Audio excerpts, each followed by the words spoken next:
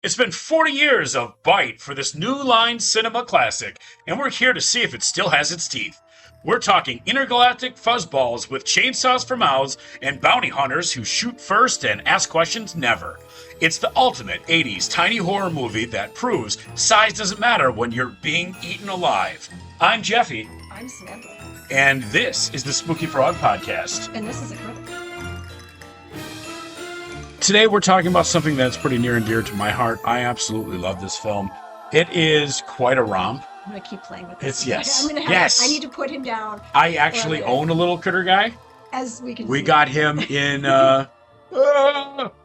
in Chicago at they were selling him, I believe they were selling him at the alley. Oh, okay. I was thinking you went to the horror store. No, this was an alley purchase. I do love the horror store, and it used to be right. Oh, maybe it was. Because they used to be right by Bucket of Blood. Yep. And then Kuma's is right around the corner too. But they moved the horror store, and I think it's in a bigger location now. Yeah. You know what? A little round robin trip of the alley, the horror store, Bucket of Blood, and then Kuma's. Absolutely, we should. Because burger time. Yeah, for sure. So again, New Line Cinema.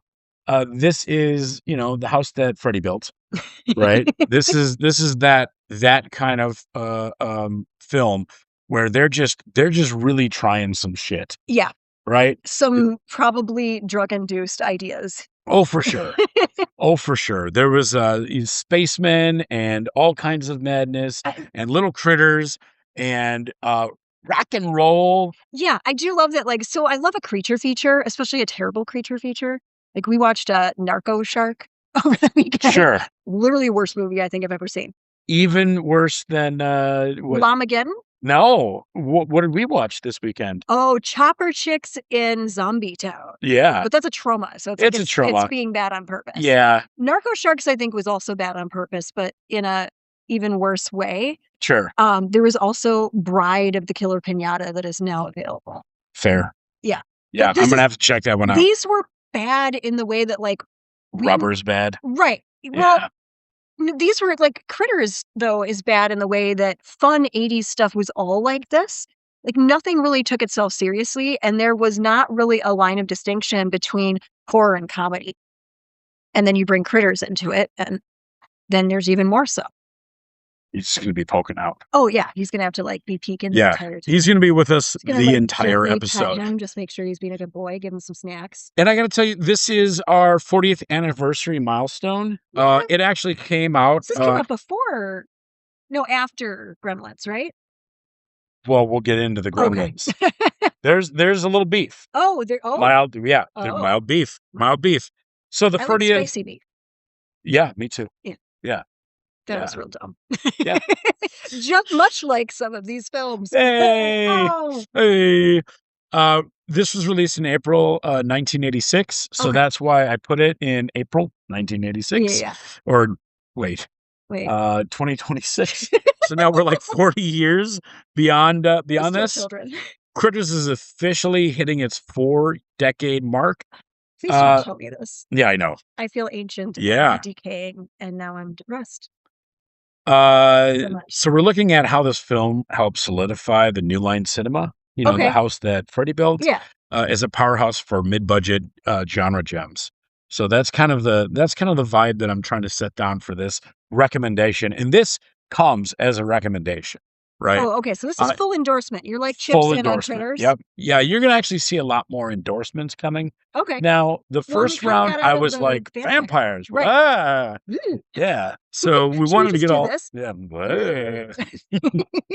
We found our icon. Whoa.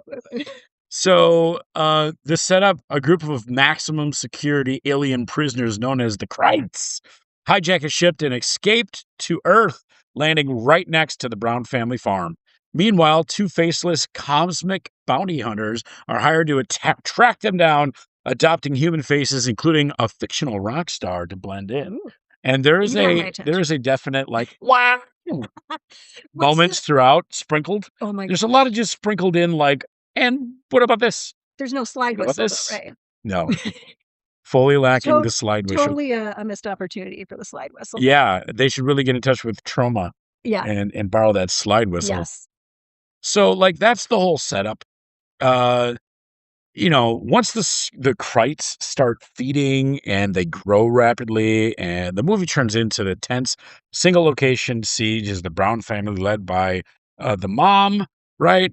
And realizes they are cut off from the rest of the town and have to fight back using shotguns, pitchforks, The usual homemade good farm stuff. explosives. Yeah. Yeah. Like the Pesticides. MacGyver version of farm stuff that only existed in that time period. Exactly right. Because, like, you don't have that on farms now. You're not gonna get, like you're not gonna be able to make, like, a fertilizer bomb on just, Right. like, a regular farm nowadays.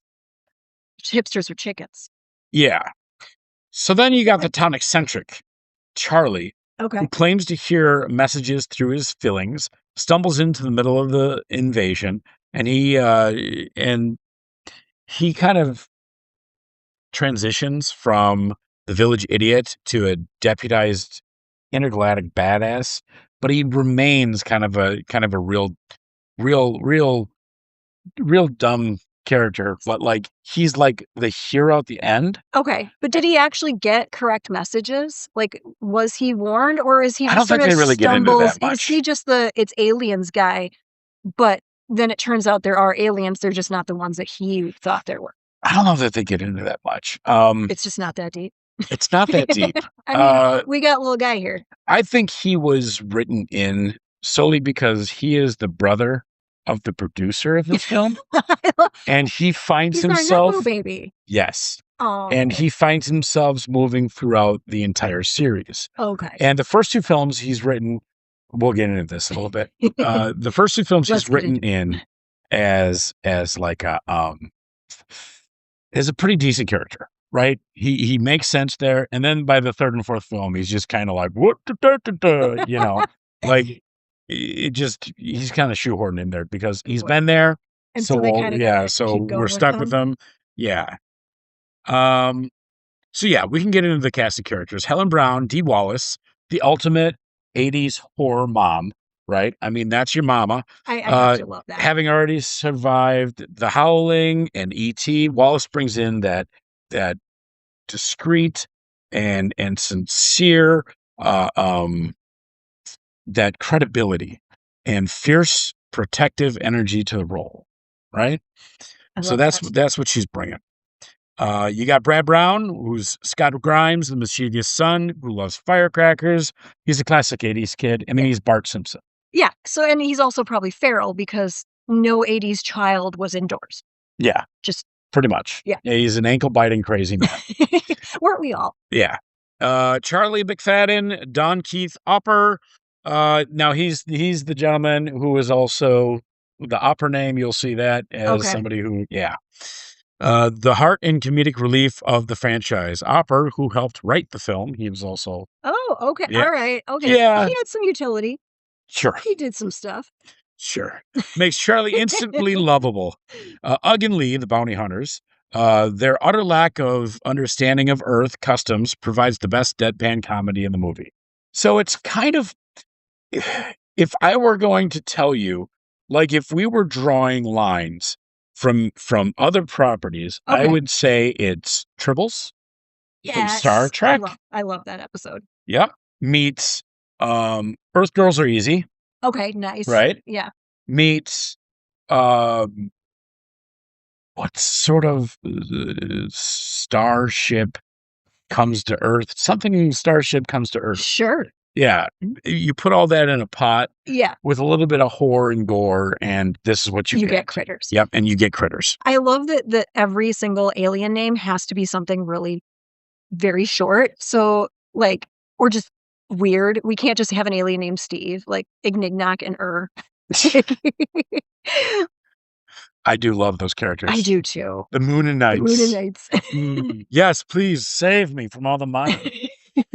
Director's context. Yeah, tell me a little bit about like how this even came about. Yeah, Stephen Herek, it's his directorial debut, Oh, and you can tell. He later directed Bill and Ted's Excellent Adventure, though. So, like, he left this to do big, bold, great things. Okay. I loved that series. I love that film. Absolutely love I Bill and had Ted. the toys when I was a child. Yeah. Yeah, it was one of my favorites. I would watch those movies when they were on Comedy Central, Sure. like coming home from school and they Yeah. had that run of movies. It was that, Office Space, Rocky Horror, and then sometimes Dogma. And I think this does a good job of blending kind of that family-friendly fun along with some spooky horror business. Yeah. And it does a good job at kind of, like, meshing those things, and I can see him moving on to Bill and Ted Yeah. because this kind of makes sense for him. Well, and this seems less so there was that genre of children's movies in the 80s that was terrifying, but then the horror movies were funny, Mhm. and they had cute little guys in it. Yep. And so, like, you contrast this with something like Witches or Dark Crystal, and, like, yeah, there was cute little guys in Dark Crystal too, but or even Labyrinth, those movies were somewhat terrifying depending on the actual film. For sure. This one, though, wasn't, and some of these other films weren't, and I think it's just interesting to me that, Well, like, there's the bits where horror this was thing gets funny. pretty crazy, Well, I know there's the one thing that I don't wanna blow anything, like, they grow in some fashion, Mhm. so and they eat Mhm. things, lots of things. I do wonder if he had anything to do with the second Bill and Ted movie, Oh, and then this is kind of a station. It's a callback to his earlier work with Stations, but I'd have to look to see if he was huh, the actual director. I don't I thought that was okay. That film was okay. It's still the scariest Easter bunny that I've ever seen on camera for yeah, Bill and Ted's yes, and Easter bunnies can be terrifying. Bogus Journey. Yeah, Yeah. I did love Bill and Ted, though. Yeah, but Station is kind of a similar creature to what you're dealing with here, Okay. except they are very for good, and these guys are for Yeah. chaos. They're little chaos agents. Uh, yeah, so getting into this a little deeper, uh, the Gremlins. Yeah, I need to know, like, Yeah. obviously, Gremlins came first from your timeline here, but is this a direct ripoff? Is this an homage? Is this just something totally different that there was a lot of creature-based films around that Yeah. time? It often gets written off as a Gremlins clone. The script for the Critters was actually written before Joe Dante's classic. Oh, okay. But this is a time when all of these films are kind of doing very similar things. Yeah. Like, if you look at even horror movies like Troll, right? Yeah. Any of those films or, I mean, there's so many horror genre films, Puppet Master, all of this stuff where they're really leaning into practical effects and animatronics and tiny critter horror, And I right? guess, like, if you're doing Child's Play, and if you're doing practical effects and puppetry small is the is way to go. right, and puppetry is also the way to go, Yep. and so that makes sense. So you get into, yeah, like your Child's Play and some of the, like, puppetry from, obviously, even Jim Henson. Exactly right. That actually makes total sense. I do love practical effects. Would this work in CGI? I think today's CGI. Really? There was an era 'Cause there's been some between. that's terrible. Like, I Oh, mean, for sure. what was the Obama's produced movie? Leave the World Behind? Is that what it was? The CGI deer were just god awful. Sure. They were terrible. Sure. There's still a lot Like, of terrible stop. CGI. We have deer. Deer exist. You can take pictures of them. Stop making CGI fucking deer. There was a period, though, where CGI was really bad. Like, my favorite instance of this is The Mummy. Okay, you know what? I actually think the CGI in something like The Mummy, something like Jurassic Park, what blended CGI and Jurassic practical Park was a effects. masterpiece and Right. still good And today. it's like then now our CGI now actually looks terrible to me in comparison. But yeah, Jurassic Park is the pinnacle of literally everything. I bought a Jurassic Park sticker over the weekend just because I'm an adult and I can spend my money the way I want to. I think Yeah. The instance in The Mummy, the laughable CGI, Yeah, which one are you talking about? the climax of The Mummy Returns. Have you ever seen this? I'm sure I People have. at home should See, I'm absolutely. thinking of 1989, The Mummy. This is the No, sequel? this is 2001. Okay. I believe it's The Rock, and it's like the most laughable, terrible Oh, yeah, thing you just said The Rock that was in you've it. ever seen. And The Rock isn't terrible, and he was actually in a decent adaptation of a horror book by Paul Tremblay, I'm Captain doing at the this End of to the you. World. This is a terrible thing to do. He's literally going to play this for me. Yeah, I'm playing for you. And I'm right like now. trying to associate with a horror book Here it that The is. Rock was in. All right. So he's going to. Here it is. He is Look showing at me what this. looks like a video game. Look at this. And I'm watching. This is a movie. This is dumb. This looks like it's Look a at video game. this. This is terrible. What is that? That looks like Is that the a worst lobster? version of Mortal Kombat ever. That was terrible. Like, Yeah. objectively terrible. And like all the CGI, yeah, this is okay. That's laughable. That's terrible. Terrible. Terrible.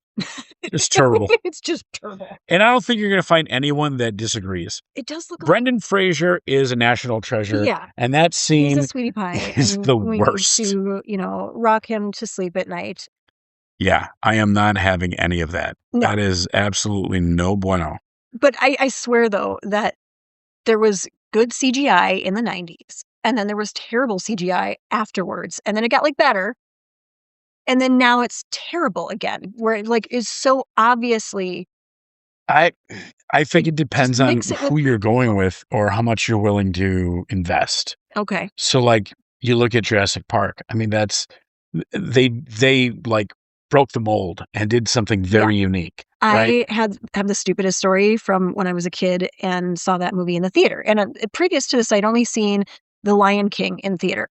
Mm-hmm. So an animated, lighthearted, well, not exactly lighthearted because of, certain scenes. Yeah. And so I'd never lighthearted toilet murder. Yes, exactly. Yeah, murder. Lighthearted murder. That's what I love. So that could have been our podcast name, Lighthearted Murder. But so I go to the theater, and I'd only ever been seeing this nice sing-songy Disney film before, and I'm 10, and that's when they first had the surround sound. Yeah. They've never had that THX before. Sure. So the sound combined with CGI, which had never existed in my experience before. And I was so fascinated, but also so terrified. I literally, little 10-year-old me, kept running out and running back in. Sure. Because I was scared, but then I had to go and look at it. I had to see it. And hence a horror was born. But my first experience with that style of cinema. Yeah. Because me and my dad, Yeah, you guys were movie buffs. We were movie buffs, but I grew up pretty poor. Yeah. Right? Before we moved into Greendale, we were pretty poor. And we used to go to the budget. Yeah. So the budget cinema didn't have any of the bells and whistles. Go during the initial run or anything. Sure. I'm sure it was a cheaper day or matinee or something like that. Well, once my dad moved us into Greendale and he started making a little more money, and he's a huge movie buff. So we ended up going to see, my first one was Terminator 2. Oh, okay. And I don't think it was the original run. I think they had brought it back when it was reran. Okay, so how old were you? Well, I think that was 92. So that was a year before me, but you're a couple years older than I am, so. We're doing a lot of Jeffy looking things up today. Yeah, you can watch me type anytime you like. Yeah. Mavis Beacon is watching you, which literally 3 people will get. 91. 91. Okay. So it may have been the one in the cinema. So you probably were the age I was seeing Jurassic Park when you saw this then. For sure. Yeah, actually, yes, you were. Because that was July, your birthday's in June. I don't know that they released it in Dolby Surround. Okay. It might have been a re-release. I don't remember. But still, it was it was still very different in terms of digitization of things and a more full experience versus you're just staring at a screen. It was actually trying to immerse you in a whole world, I think, more than before. Right. And yeah. I remember watching it and just going, wow. And the thing that my dad got a big screen projector. Yeah, I remember the screen and everything that you pull down. Pretty neat. Yeah. And that was our one extravagance, other than the pool. We had a pool and that, and then there wasn't a thing in the house that was decent. Nothing. We had a decent couch. I think it's still there. That would not surprise me. Yeah. That poor couch. Yeah. We're going to move on from this topic. Hey! Don't buy used furniture from Jeffy's dad.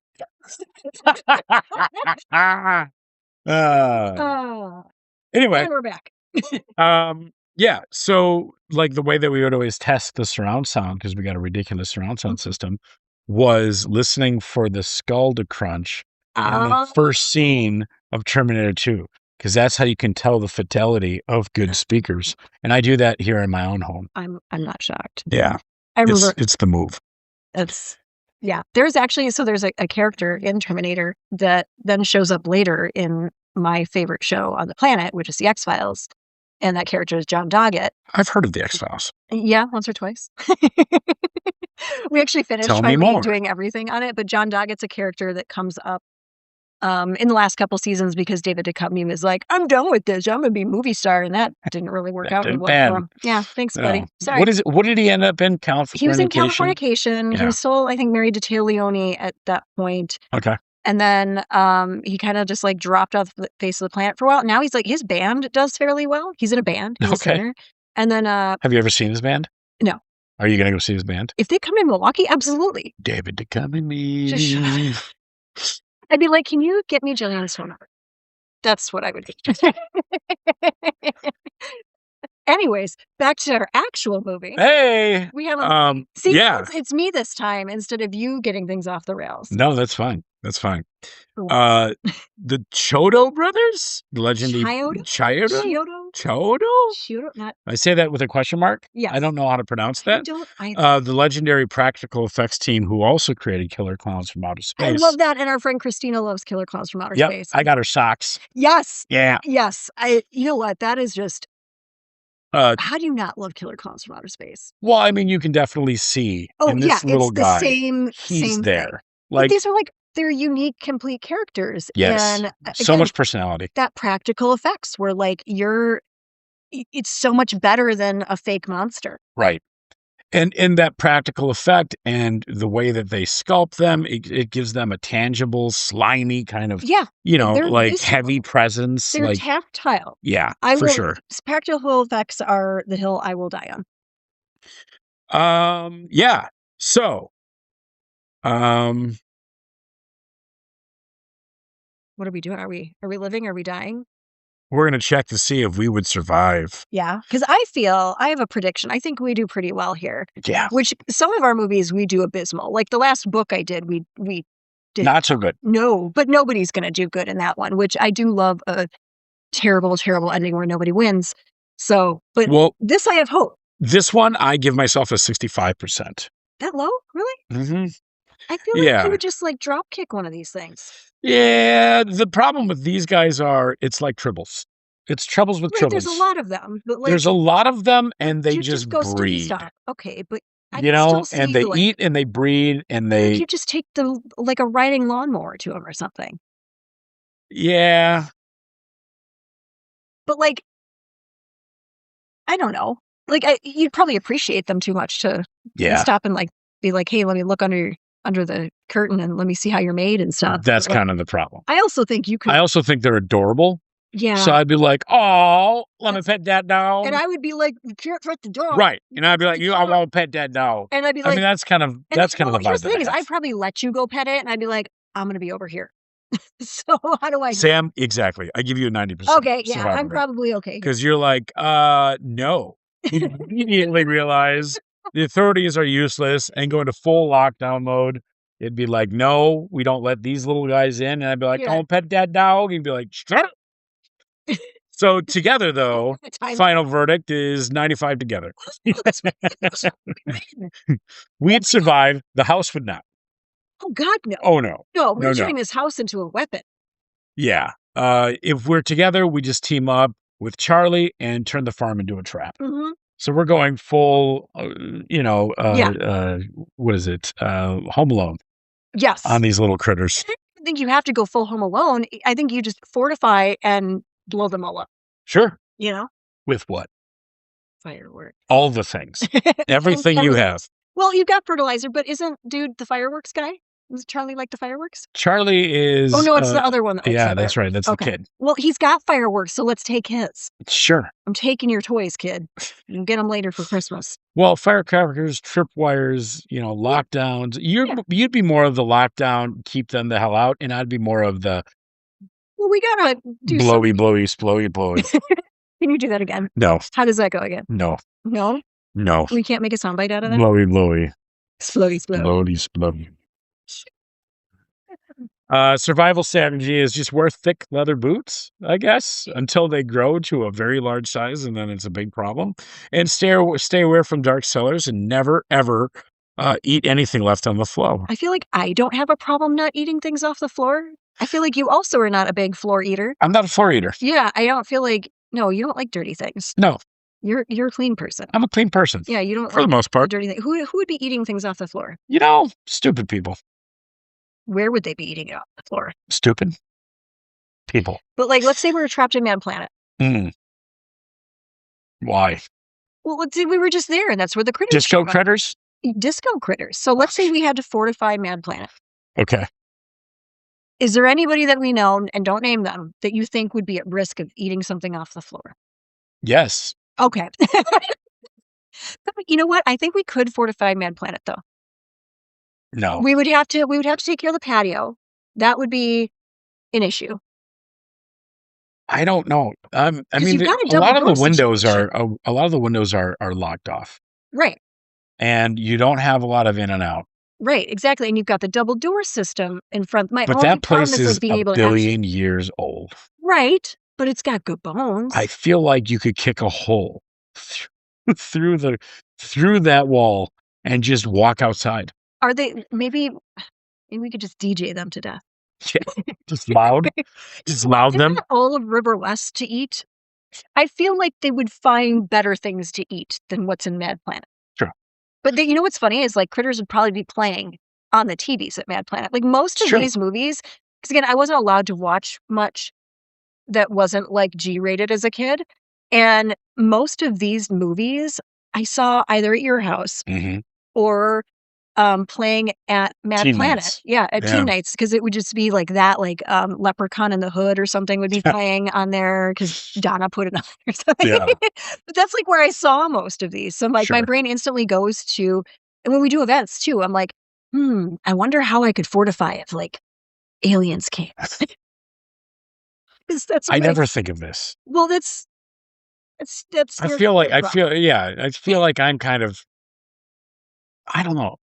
I don't know if it's arrogance, but I feel more like top of the food chain. Like nobody's going to come and you bother always me. feel like you're top of the food chain. That's and that's why it gets problematic in some of the stuff we cover, because you're just like, I'll be fine. Yeah. And then that's the person that is not fine. That's right.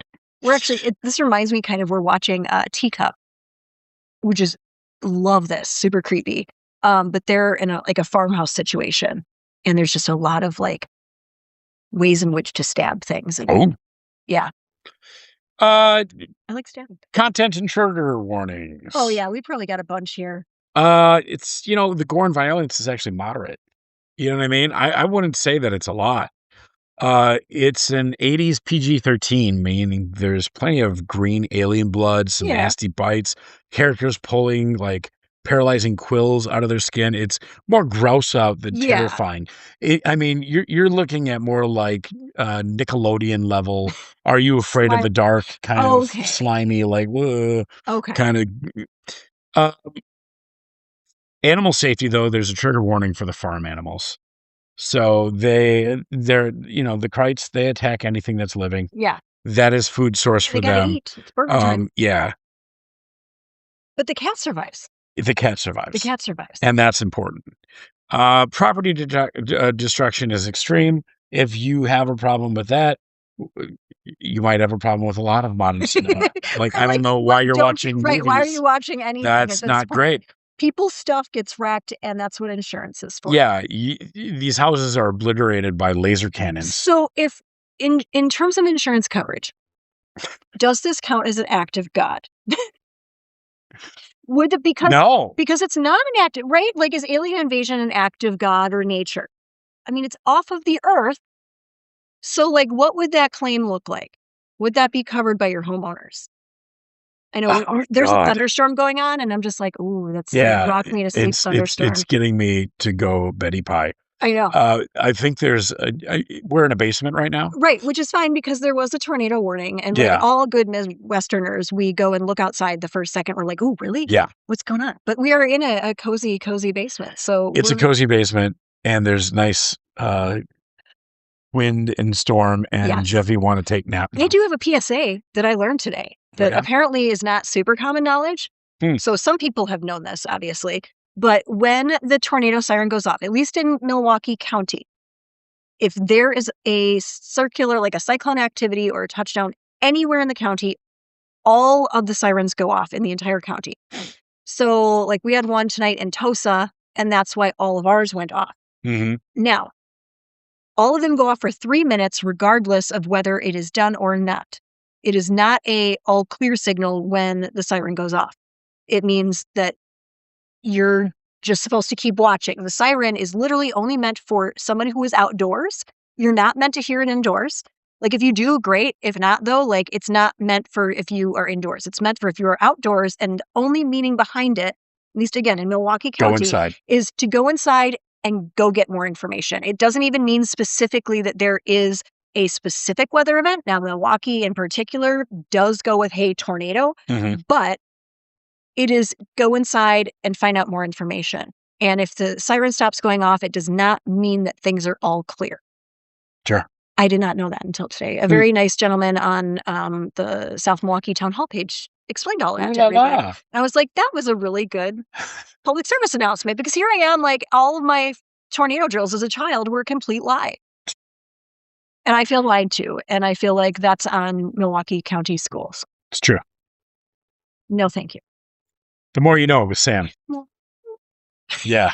If we did the thing anymore, that would be when we would do that. That would be. Anyways, we have topics. Yeah. So, talking about Shelf Neighbors. Yeah. Who should watch this? Everybody. This is a great for fan of the Gremlins. Yeah. Obviously. That's an obvious one. If you love tiny, chaotic monsters destroying a town. Which who doesn't? Yeah. It's a total subgenre. It's a total vibe. And you should totally get into 80s movies where tiny little things trying to attack you. We love little guys. Tremors. Tremors is another one. Tremors. Perfect blend of isolated rural town kind of monster hunting, where the locals have to kind of band together. Did you ever play Tremors as a kid, where, like, you had to hop, instead of the floor is lava, we played the floor is Tremors?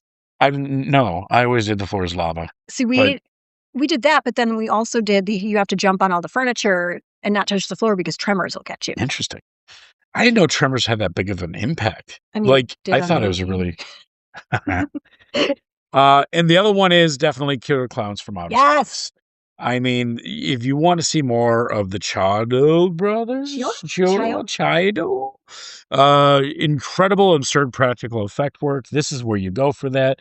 They do such a fantastic job at just making such chaos. Without a slide whistle. Without a slide whistle. That's right. You should avoid it if you hate animatronics. And if you hate animatronics, stop watching 80s films. If you hate fun, stop watching 80s films. That's right. If you think puppets look fake and prefer modern CGI monsters, the charm of this movie will be completely lost on you. Yeah. And you are a soulless person, and I don't care to know you. And we don't like you. Yeah. I just want you to know. Go away. Yeah. Go away now. Take your snacks and go home. Sticker. That's right. Yeah. Yeah. Where are they? No, tie it. Okay, so I'm going to have to reach over here off camera. While you do that, I'm going to say, if you want a serious sci-fi movie where the aliens eat cherry bombs and curse at each other, don't come looking for, you're going to want to switch over to like Aliens or The Thing or something that's a little more serious. Yeah, you got it. Sticker. Spook it. Yay! I think this is going to be our... I love these. These are so This adorable. Is going to be our... I love it. I'm so happy with how they turned out. I was doing some flyering over the weekend, and I gave out a couple of these, and the people were like, this is so adorable. So just to explain the Spook It thing. Yeah, because I have the bookmark. Oh. So the Summer Read and Watch is going to be a quarterly thing that we do, and it's going to be basically a book club, and then in the reverse, it's going to be the movie club. Not that you can see this because the camera's not actually picking. The camera's not doing what it should be doing, but hey, you know what? Oh, no, there it is. You should come to Milwaukee and get one. Yeah. Or if you join the Patreon, we'll send you all this stuff. Yeah, we would love to send you like stuff. We like you. The influencer thing and try and do like that and be like, what is this? The influencers, they have to put their hand behind everything to show it to the camera. I don't know. I know what influencers. Yeah, that's a thing. Is this? That's the thing that we do. I don't know how you're supposed to do this. See, maybe that's why we do it, because then maybe it does. Oh, it blocks their face? I don't know. No, it's supposed to make it come into focus. There we go. Like, oh, look, you did it. You did it. So there you go. It's a bookmark. It It tells- tells you all the books, Yeah, and and it tells you all the movies. for the quarter, and then we'll put one out each quarter, so they're collectible.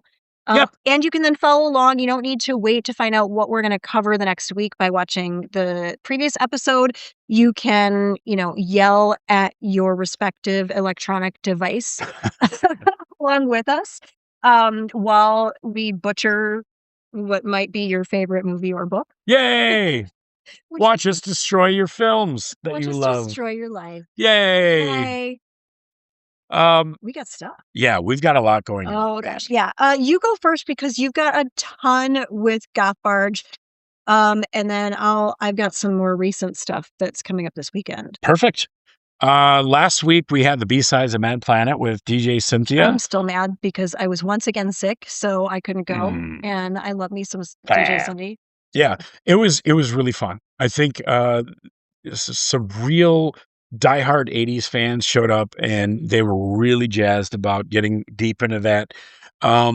We ate our own lunch a little bit by doing 1984 back to back. Right, with the B-sides. Yeah. But you know what? If our biggest problem is that, like, oh no, we had too many fun events. Yeah. Oh darn.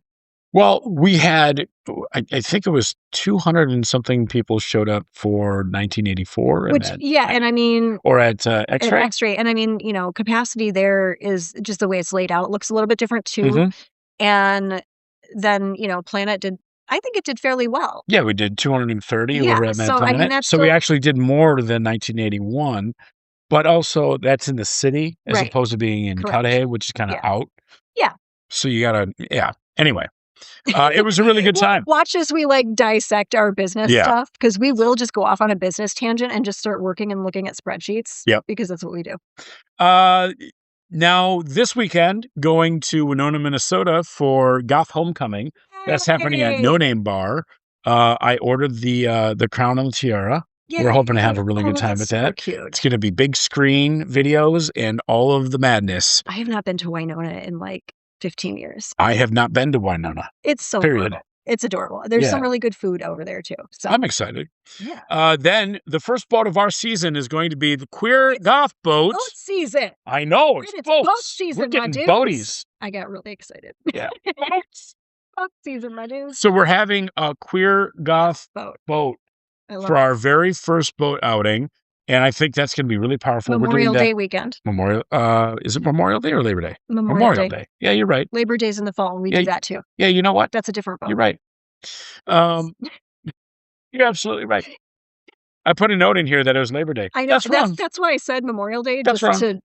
To preempt that. Memorial Day, not Labor Day. Memorial Day weekend is traditionally our first Milwaukee boat. So we do Milwaukee boats Memorial Day weekend and Labor Day weekend. This one is Memorial Day. So we'll have a different one for Labor Day for you. I'm still putting together the flyer for this, but I'm really excited. I licensed that patch that I have in the back of my That's perfect jacket. For this. Yes. And we're going to be doing this with the Venus Social Club. Yeah. And they have a bunch of DJs, and we're bringing on a bunch of DJs, and I'm very excited about how this is going to turn out. DJ collaborations that we do, because it always ends up just bringing new life into things. Yeah. And then we're going to Canada. We're going to Canada. Hey, sure. We're being paid you need some flapjacks over in Canada. Yeah, we're being paid in maple syrup and kindness. That's right.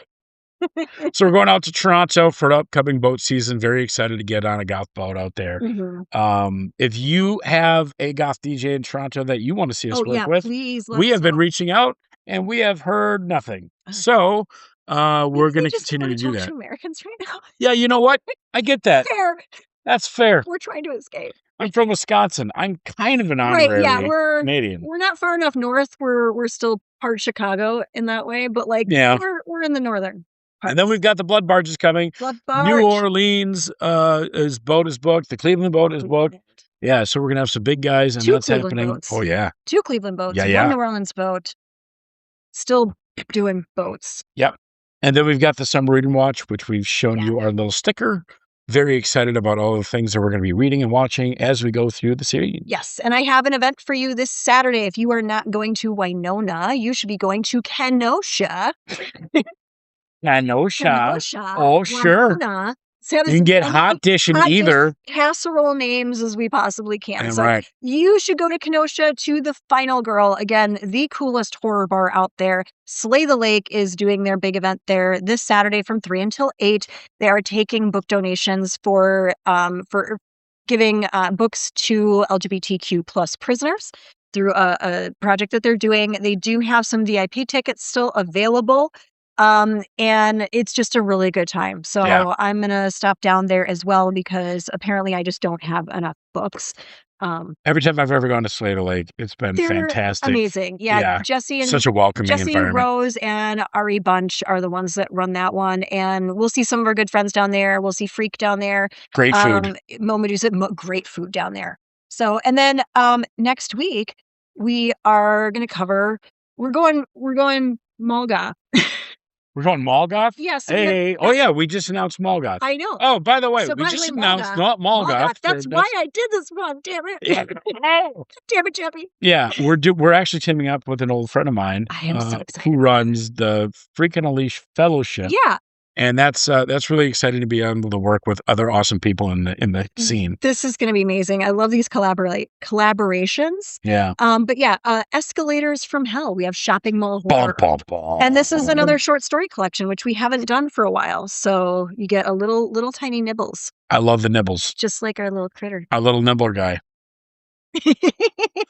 That's is that what we got? That's what we got. Did you want to look? What were you looking at? No, I was just checking out our stickers. Checking out our stuff. Checking out our stuff. I know we got merch. We got checking cool out stuff. our guys. We're gonna have new Goth Bard shirts too. Hey. Blood merch. So blood shirts. Blood barge. Blood shirts. All right, y'all. Thank you so much for tuning in.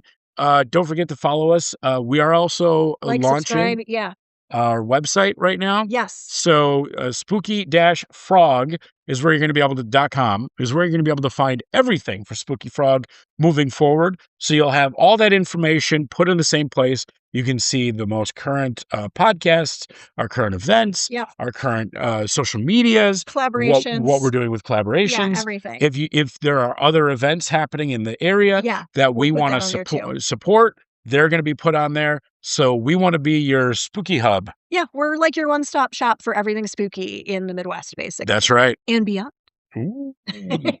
All right, y'all. Thanks so much and have a good one. Bye. Bye.